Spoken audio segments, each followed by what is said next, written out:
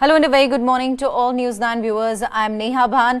Let's take a look at some of the top national and international stories of this hour. We begin with the deteriorating air quality index of the national capital. The national capital of Delhi continues to be choking with the air quality index plunging to close to 500. This is the third consecutive day when the AQI has remained in the severe category. Making matters worse, the smog tower in the Connaught Place area continues to be inoperative. Delhi's Lieutenant Governor V.K. Saxena called an emergency meeting on the air pollution crisis and asked the government to step up efforts to control the emissions. The meeting, however, was not attended by Delhi Chief Minister Arvind Kejriwal. The governor has urged the public to remain indoors as far as possible, avoid unnecessary travel and, if necessary, to use public transport as to ensure a lesser volume of traffic and therefore reduced emissions and dust pollution. Now, there's also a recommendation of allowing the use of only BS6 vehicles in the Delhi NCR region. Water sprinklers and anti-smog guns are being deployed in double shifts in an effort to minimize the air crisis. Right on your screens, visuals coming in from Ghaziabad. Delhi's average air quality index plunged to close to 500 on Sunday morning due to unfavorable northwesterly air that brings pollutants from the stubble fire, calmer winds and dipping temperatures. The air quality has remained in very poor to severe levels in Delhi since the last week.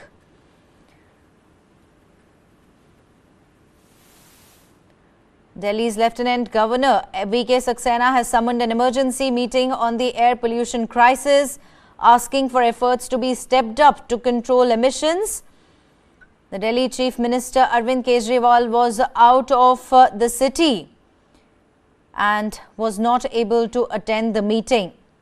The governor has urged the public to remain indoors as far as possible, avoid unnecessary travel and, if necessary, to use public transport so as to ensure a lesser volume of traffic and therefore reduced emissions and dust pollution. Beg your pardon, the Lieutenant Governor.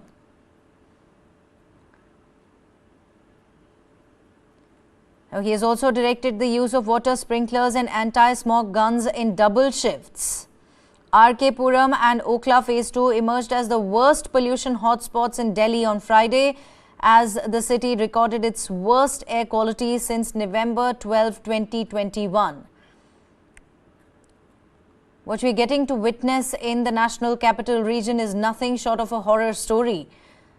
The deteriorating air quality has in fact continues to choke the people of Delhi. The air quality index has plunged to close to 500. Now, this is the third consecutive day when the AQI has remained in the severe category. And it doesn't appear that Delhiites are going to have a respite anytime soon. Relief and rescue operations are continuing in Nepal after a 6.4 magnitude earthquake hit the Himalayan region late on Friday night. Now, this even as the death toll has now risen to 157, even as the country experienced 159 aftershocks after the initial big tremor. The government has decided to send 10 crore rupees for immediate relief to Dajarkot and Rukum West districts, which are worst affected by the earthquake. Phone calls and SMS services have also been made free in earthquake-affected districts. Nepalese Prime Minister Pushpa Kamal Dahal visited affected areas by chopper and took stock of the situation. 3 helicopters have been prepared for now to fly to the earthquake-affected areas, carrying medical teams and medicines to Jajarkot up till now. The officials have stated that these helicopters will be dispatched from Kathmandu as soon as the weather conditions improve. Nepal is unfortunately quite used to such severe earthquake events. Now in just 2015, a magnitude 7.8 earthquake caused around 9,000 casualties, with hundreds of thousands of structures being destroyed in Kathmandu and other towns nearby. Nepal, in fact, has witnessed about 70 earthquakes this year, and a senior seismologist has also stated that it is under the threat of a bigger quake. There has not been a big earthquake in western Nepal for about 520 years, and a lot of energy has been accumulated, and earthquakes are the only medium to release that energy. That is what a senior seismologist has stated. Nepal continues to remain highly earthquake-prone country. The Himalayan region is also known to be quite prone to earthquake because of the excessive activity of tectonic plates. Devastation and complete chaos in Jajarkot hospitals were flooded. More than 150 people have lost their lives. Death toll, in fact, has now risen to 157. Dozens others have been injured. Death toll is expected to rise as the rescue operations continue. This was after a 6.4 magnitude earthquake hit the Himalayan region late on Friday night, leaving 157 people dead and dozens of others injured. Now here, the country experienced 159 aftershocks after the initial big tremor.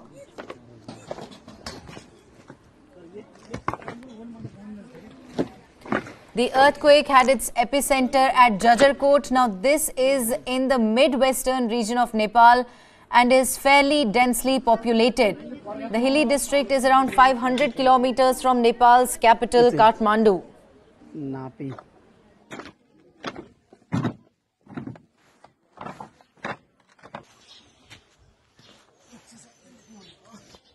Epicenter of the Nepal earthquake, which claimed the lives of 157 people. The epicenter is at Jajarkot, and this is in the mid-western region of Nepal and is fairly densely populated. Jajarkot is about 500 kilometers away from Nepal's capital, Kathmandu. Now, the rescue workers are trying to clear roads to reach the affected region. Nepalese Prime Minister Pushpa Kamal Dahal visited earthquake-affected areas by helicopter and took stock of the situation. 3 helicopters have been prepared for now to fly to the earthquake-affected areas, carrying medical teams and medicines to Jajarkot. The officials have stated that these helicopters will be dispatched from Kathmandu as soon as the weather conditions improve.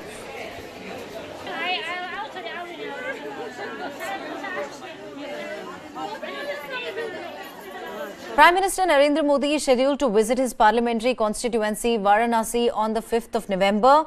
Preparations are going on in full force for the Prime Minister's visit, which will mostly happen before Diwali. The Prime Minister had earlier gifted schemes worth 1,565 crore rupees in September, and he's also expected to give a big gift on Diwali. Sources from Varanasi's district administration reveal that the Prime Minister will be present for the final leg of the city's Kashi Sansad Sports Mahotsav, which he had inaugurated on the 23rd of September.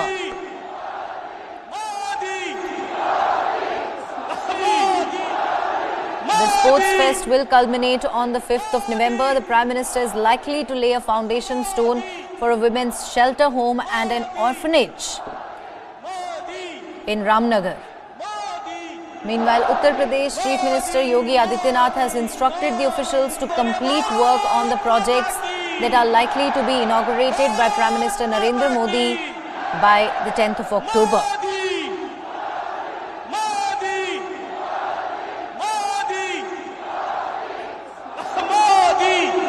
Prime Minister Narendra Modi is all set to visit his parliamentary constituency Varanasi on the 5th of November. Now, preparations are in full swing for the Prime Minister's visit, which is expected to take place before Diwali. Do remember that the Prime Minister had earlier gifted schemes worth 1,565 crores in September. Now he's also expected to announce a big Diwali gift for the people of his parliamentary constituency. Sources from Varanasi's district administration reveal that the Prime Minister will be present for the final leg of the city's Kashi Sansad Sports Mahotsav, which he had inaugurated on 23rd of September. Bhutan's king undertook a jeep safari inside Kaziranga National Park, famous for one-horned rhinos, now on Saturday afternoon, and he had also a glimpse of the diverse wildlife at the park. The king also witnessed elephant mahoth bonding during elephant bathing, a new attraction added for the tourists in Kaziranga.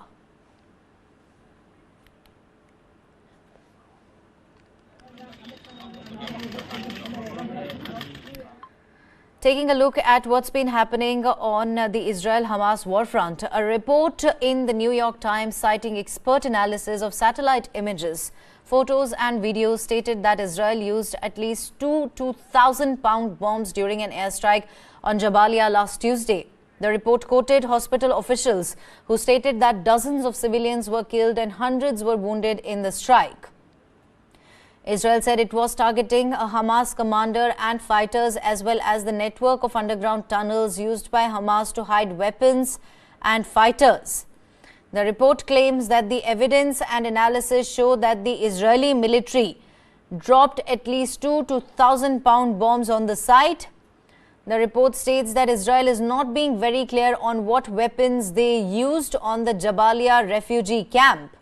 Experts quoted by the New York Times who had a look at the images are divided on whether the munitions that were dropped were bunker busters or not. While critics say that such bombs are complete overkill because of their potential for collateral damage and go against the claim that Israel is trying to keep the civilians safe, its military leaders, however, maintain that such heavy ordnance was necessary to target underground facility.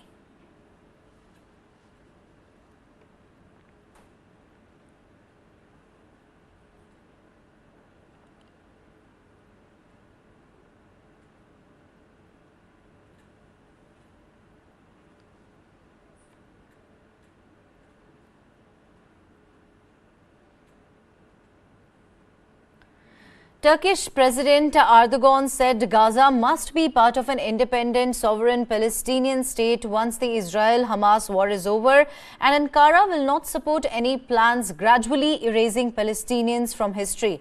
Erdogan made the remarks a day before U.S. Secretary of State Antony Blinken was due to arrive in Ankara for talks on Gaza.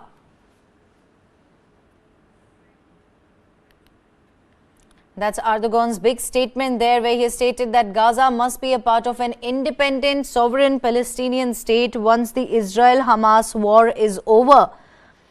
He also said Ankara will not support any plans, quote-unquote, gradually erasing Palestinians from history. He has made these remarks just a day before U.S. Secretary of State Antony Blinken was due to arrive in Ankara for talks on Gaza. Remember, U.S. has been supporting Israel on this particular war that was waged by Hamas against southern Israel on the 7th of October, killing about 1,400 Israelis and taking about 224 people, including babies, as hostages.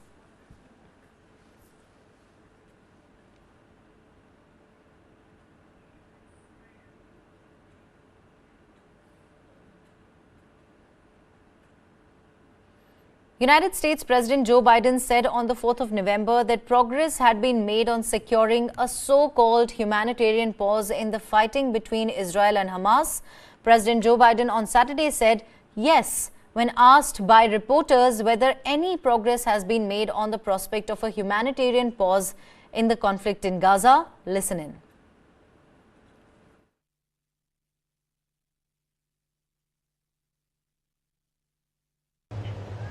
Mr. President, any progress on the humanitarian pause?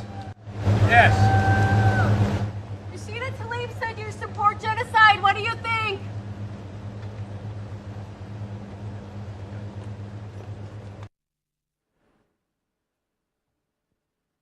Surprisingly, this statement comes after Prime Minister Benjamin Netanyahu rejected US calls for a humanitarian pause in the Gaza region.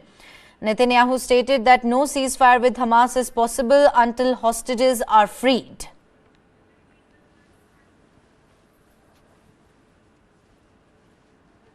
He also stressed that Israel refuses to any temporary ceasefire that does not include release of hostages.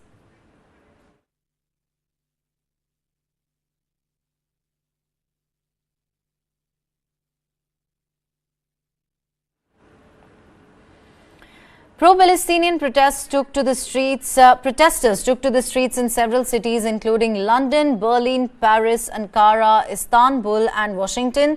They demanded a ceasefire in Gaza and criticized Israel for escalating its military operations against Hamas. Now on Saturday in Washington, thousands of pro-Palestinian protesters gathered outside the White House amidst the ongoing conflict between Israel and Hamas. Biden, you can will be free. Free Palestine. Free Palestine.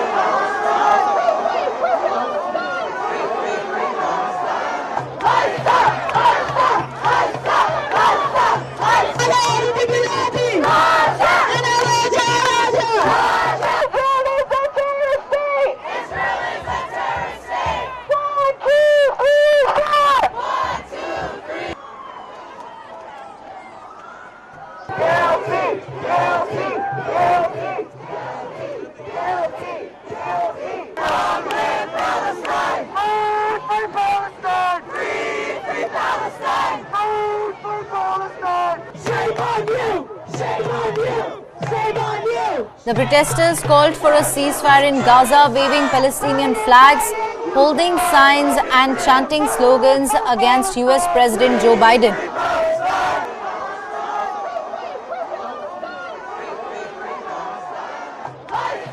Meanwhile, in central Sydney, hundreds of Palestinian supporters came together urging a ceasefire to stop the violence in Gaza. Take a look. All of that, please remove it. Apparently they are. Thing that the Israeli occupation always was, always will be. Always was, always. Funding package for the state of Israel terrorizing. When they expelled more than 7. USA, how many kids did it kill today? Israel, USA, how many kids did it kill today?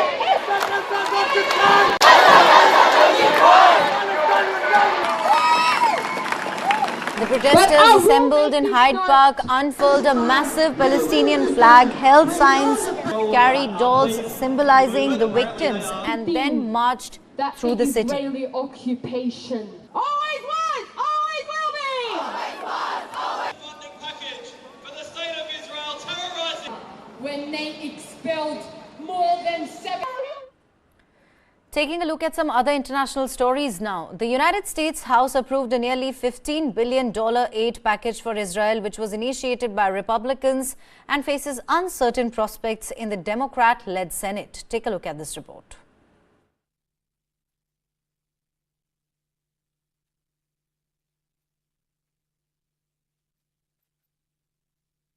The U.S. House passed a bill to provide almost $15 billion in aid to Israel on Thursday, a Republican initiative proposal that may not survive in the Democrat-led Senate.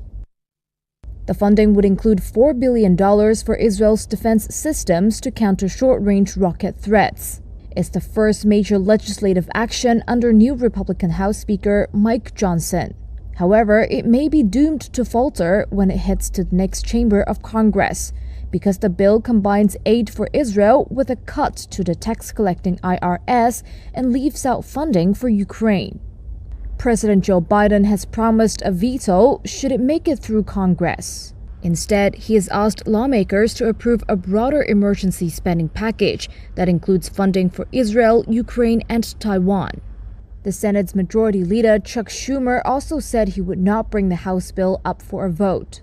Meanwhile, the IRS has been given extra cash to ramp up services under a new law Biden signed last year. That move was opposed by many Republicans. and they said slashing the agency's budget is essential to offset the cost of the military aid to Israel. The U.S. already gives Tel Aviv almost $4 billion per year in military assistance under a 10-year plan that began in 2016. The standoff between the two chambers could mean it will be weeks before Congress approves any emergency spending plan. Now, Eyal Waldman, an Israeli entrepreneur and former combat fighter, has tragically lost his daughter in an attack by Hamas. He is now calling for Prime Minister Benjamin Netanyahu's resignation, asserting that the Israeli government should take responsibility for its failure to prevent the attack. Take a look at this story. This is Danielle and Noam and Jesse. I'm at the high-rise home of Eyal Waldman in Tel Aviv. His 24-year-old daughter was killed on October 7th with her boyfriend Noam Shea. He shared with me their story. Danielle and Noam, they're amazing kids, like really loved having fun, doing stuff, and enjoying life. No? And then on Friday, they decided to go to this party of freedom, love, and peace, the Supernova Festival, with a lot of music, DJs, and so on. So they brought their dog to her mother, said, we'll come Saturday morning to pick her up. They went down south, they were in the party, and then those creatures came from Gaza and started slaughtering, raping, cutting parts, taking eyes out, doing awful things to all those people. And Danielle, Noam, and her friends got in a car, got out of the party. They went south, which probably would have been smart because most of the kids turned north and it was more free. But then 3 terrorists from behind showed them we found the car. We've seen trails of 3 Kalashnikov shells from behind shooting at the car. Mm-hmm. We found like a Gaza SUV, a Toyota SUV, about 150 meters north of them, with 3 bodies, 1 out of the car and 2 inside. And then we found a motorcycle south of them, so they really couldn't escape. And they were shot. Out of the 5, we think 1 is a hostage, and 4 are dead. How are you processing things, first of all? It's difficult. I think losing a son or a daughter is something no one should experience. And unfortunately, we're experiencing now after the murder of Danielle and her boyfriend Noam. It's definitely a very difficult time for my ex-wife, Danielle's mother, her brother and sister, and for me as well. But you not only lost a daughter, you also lost a potential son-in-law. Yes, they were talking about getting married, and unfortunately that wouldn't happen.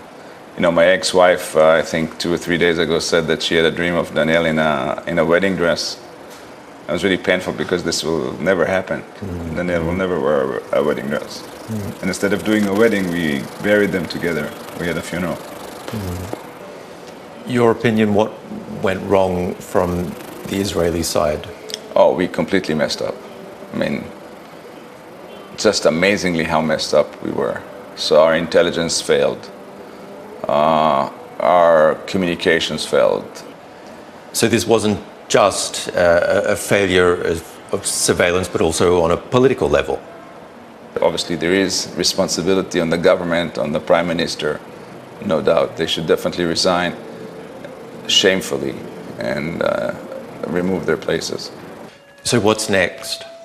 I hope that after this crisis that we went through, after the murder of Danielle and Noam, that is an amazing sacrifice, an unbelievable pain, we will be able to do something and create peace, but only after destroying Hamas and Islamic Jihad and making sure that the people that have done what they've done are eliminated from this place. What sort of world would you like them to have experienced? You know, a world of peace, a world of freedom. You know, I think Gaza citizens do not deserve what they're going through now. Gaza citizens should be free, should be celebrating, should have amazing hotels on the beach. They have amazing beaches there. I've been there multiple times. They should have amazing agriculture. They should have amazing things. Hamas and Islamic Jihad are responsible for what Gaza is now. In 2005, when we left, there were a lot of agriculture, tourism, other infrastructure. They've destroyed everything and went to war with us. I hope now, after this, they and we will help them rebuild this, to really build an area where we can live together in synergistic relationships, both economic and tourism and whatever, and build great two states for the two people. Egil, thank you very much. Thank you.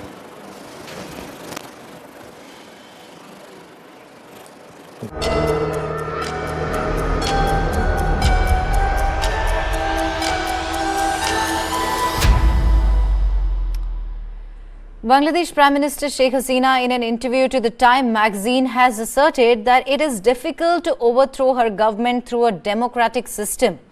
This statement from Prime Minister Hasina comes after she appeared on the cover of the Time magazine. The headline on the magazine cover read, "Prime Minister Sheikh Hasina and the Fate of Democracy in Bangladesh." The edition of the magazine is set to hit the stands on the 10th of November. Sheikh Hasina will be looking for a third straight term in the Prime Minister's office as Bangladesh goes to polls in January next year. According to the excerpts released by the news outlet, Hasina said, and I quote, "I'm confident that my people are with me. They are my main strength. It is not that easy to overthrow me through a democratic system. The only option is just to eliminate me, and I am ready to die for my people."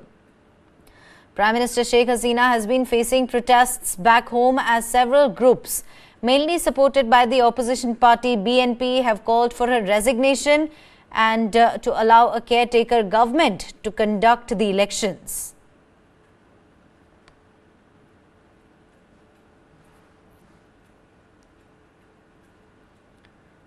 Germany's Hamburg airport became inoperational on Saturday night over a hostage situation as an armed man with a child in his vehicle breached security and fired shots on the premises.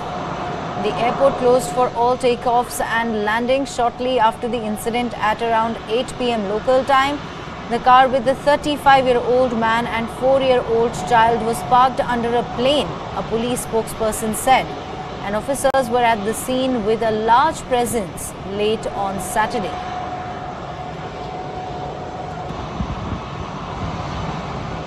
There were at least 2 people in the car, including a child. The police in Germany had to deal with a suspected hostage situation after an armed man drove through a security barrier and onto the tarmac.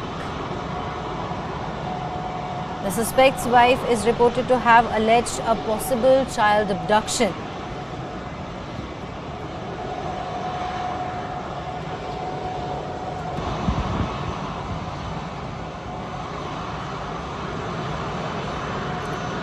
The authorities have stated that the suspect shot his weapon twice in the air and later threw burning bottles from the vehicle. He's said to have driven his car to the point where aircraft are usually parked. Hamburg police took to X, formerly known as Twitter, and wrote, "We are on the site with a large contingent of emergency services. We are currently assuming a static hostage situation." Now, there has been a significant surge in the smuggling of people at the eastern border of the European Union. An increasing number of migrants are attempting to enter the EU through the Baltic route. There are suspicions that Russian and Belarusian leaders Putin may be exploiting these migrants for their own strategic purposes. Take a look at this report.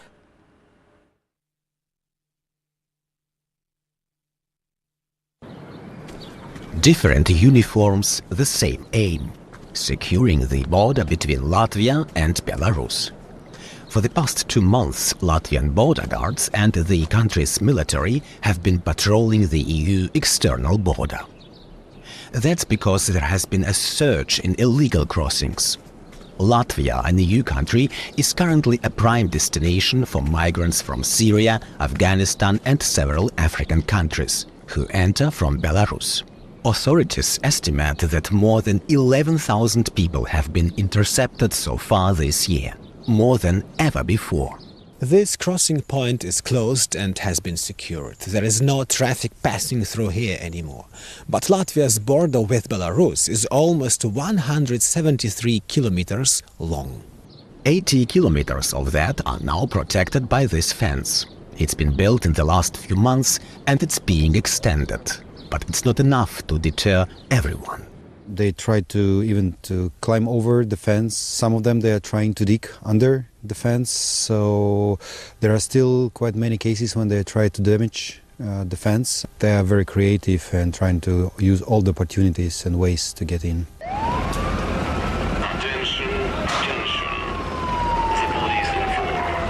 Authorities say it's a coordinated effort. It's not the first time they've seen something like this. 2 years ago, thousands of migrants stormed the border between Belarus and Poland. It was allegedly encouraged by Belarusian leader Alexander Lukashenko as a way to exert pressure on the EU in retaliation for sanctions on Belarus. Most of the migrants were headed to Western European countries like Germany, which are still favored destinations. German authorities say that now migrants are being smuggled on a route through Turkey via Russia and from there on to Belarus and then into the EU. Lukashenko is playing the same deceitful game as Putin. We have to watch this carefully, especially with Belarus, which is de facto dependent on Russia. Both are using migration as a weapon to tear our society apart and destabilize Europe. People who manage to cross into Latvia are picked up and driven to Germany by car for $1,600 per person. That's according to Latvian media. Those caught attempting to cross are returned to Belarus, a policy criticized by human rights organizations. On some days in September, as many as 100 people attempted to illegally cross into Latvia. That's unlikely to change soon. We would like to be optimistic, but we still have to be realists. And the situation, currently, there is no any sign about possible improvement. In the meantime, Lithuania and Estonia have sent reinforcements to Latvia to help secure the EU eastern border. Descendants of tribal leaders executed by German colonial forces are demanding the repatriation of the skulls of the deceased individuals believed to be held in a Berlin museum. Among the victims was Mangi Meli, a prominent leader of the Chaga tribe who fiercely opposed the German colonial presence. Take a look at this report. The town of Moshi, on the slopes of Mount Kilimanjaro, is home to the Chaga tribe. Isaria Meli's grandfather was Mangi Meli, leader of the Chaga when they fought German colonists, but lost. Several years later, the Germans hanged Meli and others, thinking they were going to rebel again. They took several schools back to Germany. What was done to Mangi Meli, to me and my family, we are not satisfied. It planted fear into our lives. This act wasn't normal. It was an act of great violence that was done to us. And that is why we have not lived in peace all these years. This museum tells Mangi Meli's story, his leadership of the Chaga tribe and his rebellion against the Germans. The fact that the Germans not only executed him, but beheaded him and took his school to Berlin means a normal grave will not be an option, even if the school is returned. We have decided that after its return, his skull will not be buried in the ground, because his body was not legally buried. His body was laid to rest without proper rites, and where he was laid, he cannot be seen. Therefore, we believe his spirit is not at peace, and we are looking at a place where he will be commemorated. Mangi Meli used to own all this land here, as he was chief of the Chaga tribe. It is now owned by his grandson and his generations. That tree there was where the German colonizers hung him and 18 others. Zabron Kiwelu's grandfather was among those killed here. His school is also in Germany. A DNA test has confirmed the relationship. Kiwelu wants more than just the school. He also wants compensation. We request that the Tanzanian government take a firm stance to ensure that the German government pays us. If the government maintains this stance, we could be paid even today. Isaria went to Germany to take a DNA test, but says officials there could not find a school with a link. His 50-year-old fight to find his grandfather's remains and bring them home continues. Both Eric Trump and Donald Jr. Trump testified that they had no involvement with documents that a judge has ruled were fraudulently manipulated to inflate the value of their father Donald Trump's business. Take a look.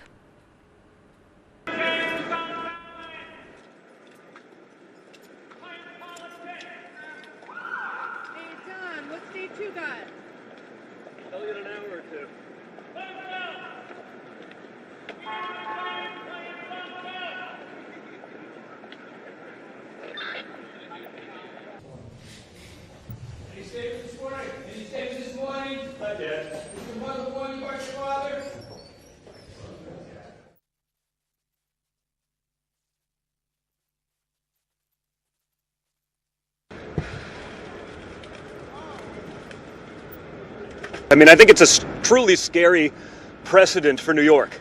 For me, for example, before even having a day in court, I'm apparently guilty of fraud for relying on my accountant to do, wait for it, accounting.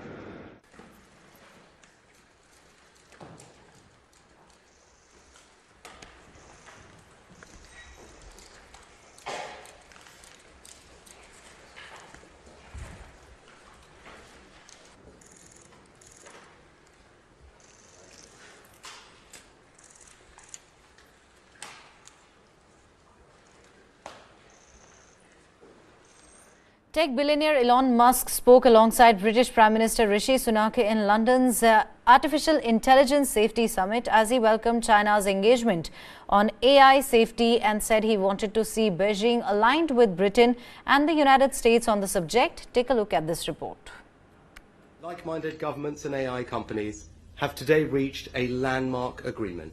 British Prime Minister Rishi Sunak on Thursday hailed an agreement between leading AI developers and governments to test new artificial intelligence models before they are released. He said the accord on the final day of his two-day AI safety summit would help to manage the risks of the rapidly developing technology and protect humanity from the potential threat it poses. The late Stephen Hawking once said, AI is likely to be the best or worst thing to happen to humanity. If we can sustain the collaboration that we have fostered over these last 2 days, I profoundly believe that we can make it the best. Because safely harnessing this technology could eclipse anything we have ever known. The list of countries that had signed up to the safety testing collaboration did not include China, whose representatives were not included in the second day of talks. But the day prior, Sunak secured China's backing of the Bletchley Declaration, another international effort to manage the risks of AI. It wasn't an easy decision for me to invite China, and indeed lots of people criticise me for it, but I think it was the right long-term decision, because any serious conversation about AI safety has to engage the leading AI nations. Sunak welcomed U.S. Vice President Kamala Harris to the second day of the AI summit, as well as UN Secretary General Antonio Guterres. A conversation between Sunak and Elon Musk on the tech billionaire's X platform was to mark the final words on AI. According to two sources at the summit, Musk told fellow attendees on Wednesday that governments should not rush to roll out AI legislation. From how AI created a new track from the Beatles to big worries over bots on both sides of the Atlantic, we round up the week's big stories from the AI revolution. Take a look. From why there's a new track from the Beatles to how Joe Biden wants to save the world from chatbots, this is Generation AI. AI is bringing the Beatles back together. Universal Music says a new track from the Fab Four will be released this week. Now and Then comes from an old demo tape made by John Lennon. Before AI came along, it hadn't been possible to separate his vocals and piano well enough to finish the song. Apple unveiled its latest chips, and it's making big claims. They're the most advanced chips ever created for a personal computer. Chief Executive Tim Cook says the top-spec M3 Max model is specifically aimed at AI developers who need huge amounts of memory to build chatbots. There were conflicting fortunes elsewhere in Silicon Valley. Microsoft shares jumped after the demand for AI services helped drive a boom at its cloud computing unit. But growth sagged at the cloud division of Google parent Alphabet, raising investor concern that it's losing out to the Windows maker. Joe Biden is trying to reduce the risks posed by AI. The US president signed an executive order requiring developers to share results of safety tests with the government. That's a step beyond voluntary commitments made by tech firms earlier in the year. And politicians, academics, and corporate leaders gathered Wednesday in the UK for a summit on the same subject. Britain's King Charles recorded some opening remarks for the event. AI continues to advance with ever greater speed towards models that some predict could surpass human abilities, even human understanding. Elon Musk and OpenAI boss Sam Altman were among those on the guest list, alongside US Vice President Kamala Harris. But skeptics wonder how much influence London can wield when the US, EU, and China are setting the pace. With that, it's a wrap on this edition of the Bulletin. Thank you very much for watching. Have a great day ahead.